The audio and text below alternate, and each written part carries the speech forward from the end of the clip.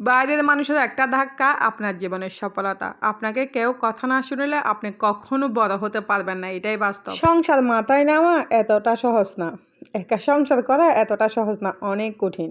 যেখানে আপনাকে চারিদিক থেকে শুনতে হবে অনেক রকমের কথা, যেমনি মনে করবে যে আপনি একটা কিছু পারেন না, এগুলি সম্বন্ধে আপনার আইডিয়া নেই। ঠিক তখনই আপনাকে কথা শোনাতে বাইরের মানুষই দ্বিধাবোধ করবে না।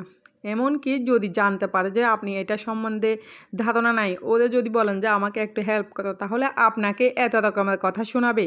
পারলে মুখ মুছতে, ঠোঁট মুছতে, আরও অনেক রকমের কথা বলবে, আরও অহংকার অ্যাটিটিউড দেখায় আপনাকে এমন একটা ঝাটকি দিবে, আপনি ওখান থেকে চলে আসবেন।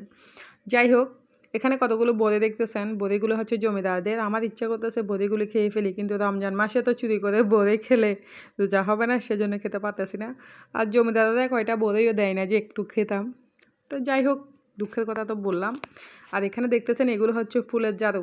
এই ফুলের ঝাড়ুগুলো আমাদের শীতকালে নিয়ে আসছিল। আমি ছাদুতে এখানে শুকাতে দিয়েছিলাম, ছাদের উপরে। শুকাতে শুকাতে এগুলো আমি কঙ্কাল করে ফেলছি, তাও আনতে ভুলে গেছি। পরে একদিন মনে হলো আমি তো ফুলের ঝাড়ু শুকাইতে দিছি, এগুলো তো শুকাতে শুকাতে কঙ্কাল হয়ে গেছে। আল্লাহ আল্লাহ, কী হয়েছে যাই গিয়ে দেখলাম সবগুলো মানে খুলে খুলে যাচ্ছে অ্যান্ড ভেঙে যাচ্ছে। এত পরিমাণে শুকাইছে কি বলবো আপনাদের, মানে বলার কোনো হিসাব নাই। যাই হোক, এগুলোকে আমি অনেক দিন ধরে নিয়ে আসি, সিঁড়ি করে রেখে দিছি। এখন আমার ফুলের ঝাড়ু নাই, ঘর ঝাড়ু দেওয়ার জন্য একদমই ভেঙে গেছে। আর ওইটা দিয়ে ঝাড়ু দিলে পরিষ্কার হচ্ছে না।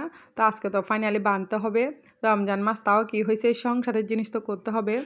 এটা ভেবে আমি একটা বাবির কাছে গেছিলাম যে বাবি, আমি তো ফুলের ঝাড়ু বাঁধতে পারি না, আমাকে একটা ফুলের ঝাড়ু বেঁধে দিবে, সবগুলো না শুধু একটা। বিশ্বাস করেন, ওই ভাবিটা আমাকে এমন একটা জাটকি দিল, বলল সংসার করে এগুলো জানে না, এগুলো জানে না।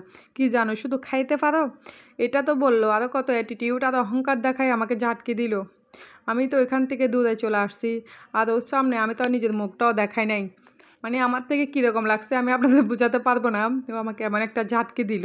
যাই হোক, চলে আসলাম। পরে নিয়ে আসি এগুলো, বললাম যে মনকে যে নিজে থেকে নিজে সব কিছু করতে হবে, যেহেতু নিজের একা সংসার, মানুষের জাটকি খেলে হবে না। এখন আমি এখন নতুন বউ না, কারো ঘরের বউ না, আমার সংসার, এখন আমি বেটি মানুষ, মহিলা মানুষ। এটা নিজেকে বুঝালাম, বুঝাইয়ে নিয়ে আসছি এগুলো সিঁড়িঘর থেকে আনে সবগুলো সাল ফেলে দিছি একটা একটা করে। আপনাদেরকে একটা দেখাইছে সাল ফেলাইছি, কিন্তু এগুলো 1 ঘন্টা করে সাল ফেলেছি আমি। এই সালগুলো থাকলে এগুলো বাঁধা যাবে না, আর হাতের মধ্যে পোড়া যাবে, সেজন্য।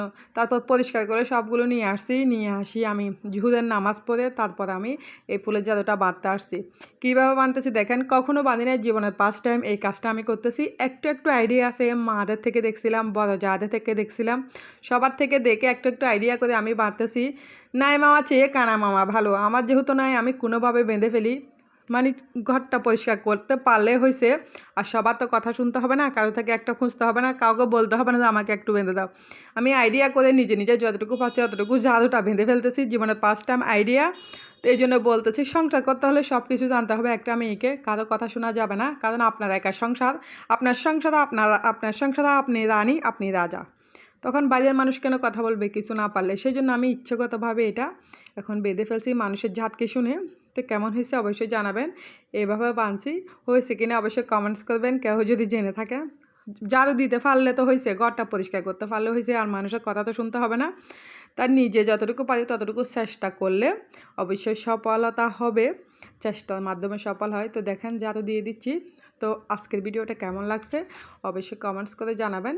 আল্লাহ হাফেজ, সবাই ভালো থাকবেন, সুস্থ থাকবেন।